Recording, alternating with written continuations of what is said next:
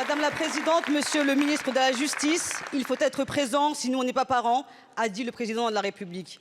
Arrogance, mépris de classe et humiliation supplémentaire pour les parents des quartiers populaires. L'explosion qui a suivi le meurtre de Naël est le symptôme de votre échec. Votre échec à en finir avec les violences policières et au-delà avec le racisme et la relégation sociale.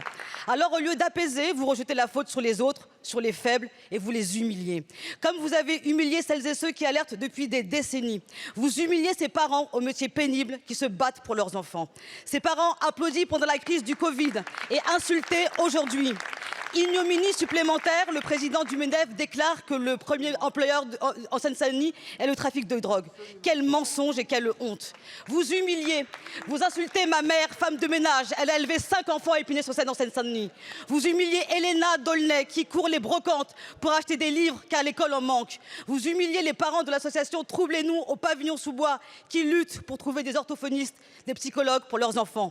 Vous humiliez ces parents du collège Pierre Curie à Bondy qui se battent contre les fermetures de classe. Vous humiliez ces mamans d'Aulnay qui arpentent les rues pour calmer les colères légitimes de leurs enfants. Ces mamans demandent simplement les mêmes conditions sociales que les autres pour éduquer leurs enfants, pas des leçons d'éducation.